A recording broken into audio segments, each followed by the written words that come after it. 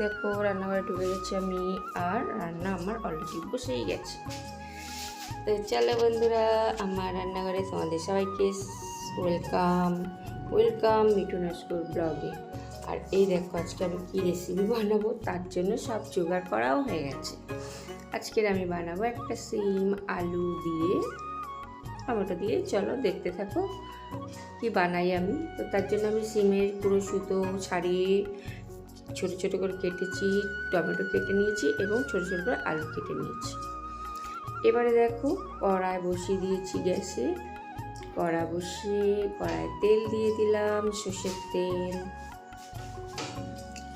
সর্ষের তেলটা যখন ভালো করে গরম হয়ে গেছে তখন ছোট্ট ছোট্ট ডুমো ডুমো করে কাটা আলুগুলো দিয়ে দিলাম, সিমগুলো দিয়ে দিলাম। এবার এগুলোকে ভাজবো।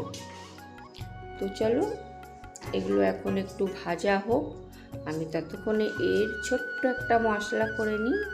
এই ভাজাটা ছোট্ট একটু করে মশলা করে নিই। তো চলো, মশলার জন্য লাগছে আমার একটু পোস্ত আর লাগবে কিছুটা বাদাম।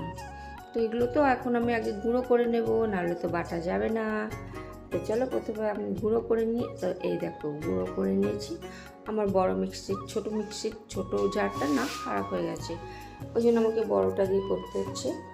আর এর মধ্যে দেখো একটু জল দিয়ে দিলাম, দিয়ে এইবার মিক্সিটাকে একদম স্মুথ মতো করে বেটে নিয়ে আসবো, চন্দনের মতো করে।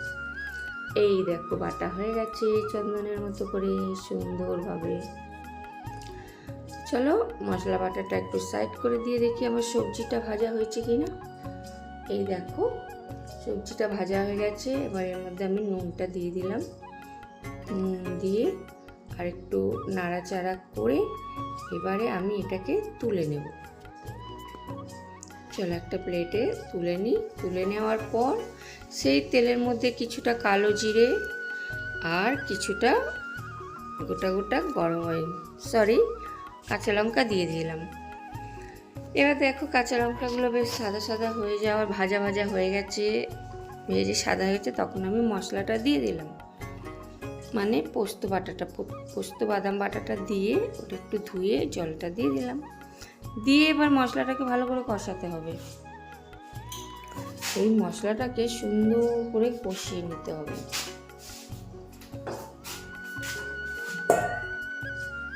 তো দেখো মশলাটাকে একদম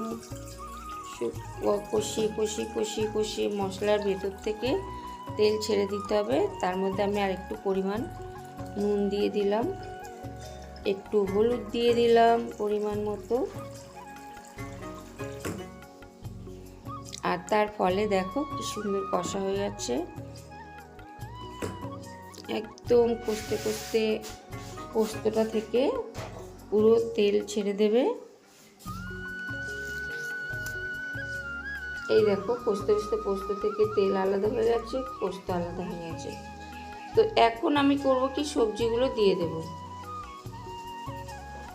এই দেখো সবজিগুলো দিয়ে দিলাম। এইবার ভালো করে নাড়াচাড়া করব।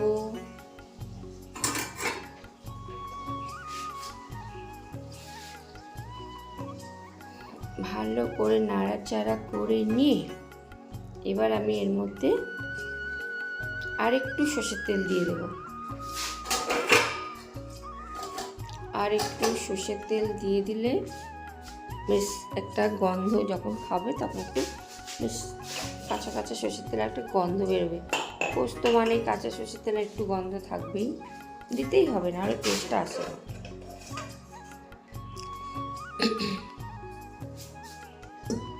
তো দেখো মাছটাকে ভালো করে কষিয়ে নেব। যখন সমস্ত মশলা আর সবজির মধ্যে মানে মিশে যাবে, নাড়াচাড়া করে করে, তখন আমি এর মধ্যে আমাদের যে কাটা টমেটো ছিল ছোট ছোট করে কাটা, সেটা দিয়ে দেব।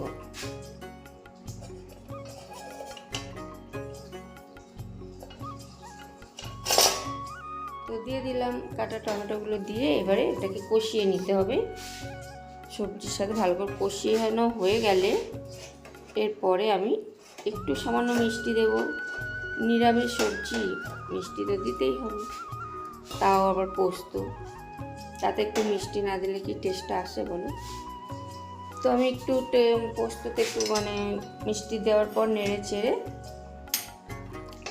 এবার আমি সেই মিক্সিটা ধোয়া আবার আরেকটু জল দিয়ে দিলাম, ফের আরেকবার জল দিয়ে ধুয়ে সেই জলটা দিয়ে দিলাম। দিয়ে এবার ভালো করে নাড়াচাড়া করে সমস্ত সবজিগুলোকে এক জায়গায় করে আলুগুলো সিদ্ধ হওয়ার জন্য ঢাকা দিয়ে দিলাম।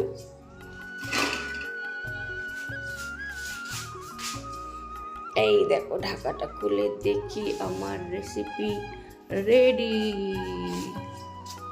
পুরো রেসিপি রেডি। চলো এবার ঢাকা দিয়ে নামিয়ে নিই। এই দেখো আমার রেসিপি রেডি হয়ে গেছে, আর দেখতে তো ভীষণ সুন্দর হয়েছে। আর চলো শুধু দেখলে হবে, খেতে কেমন হচ্ছে সেটা তো দেখতে হবে। তো চলো আমি নিয়ে নিয়েছি আমার খাবারটা, আর এবারে এটাকে মেখে খাওয়া যাক। আর সত্যি কথা বলতে কি বন্ধুরা, খেতে কিন্তু দারুণ হয়েছে। নিরামিষ পোস্ত, শিম পোস্ত অসাধারণ খেতে হয়েছে। তোমরা সবাই মিলে একবার করে ট্রাই করো কেমন। তো চলো বন্ধুরা, তোমাদের সাথে তো কথা বলতে বলতে আমার খাওয়া দাওয়া হয়ে যাচ্ছে। আর কি বলবো, খেতে অসাধারণ হয়েছে এবং খুবই ভালো হয়েছে নিরামিষ পোস্ত, শিম পোস্ত।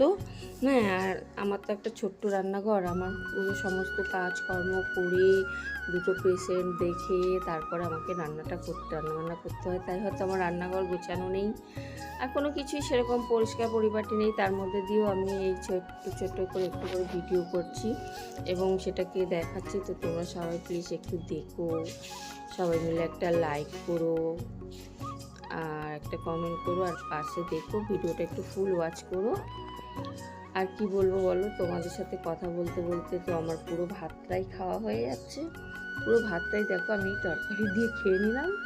তো চলো বন্ধুরা, সবাই ভালো থেকো, সুস্থ থেকো। আবার কালকে তোমাদের সঙ্গে দেখা হবে নতুন একটা ভিডিও বা রেসিপি বা একটা ব্লগ নিয়ে। Tata, by.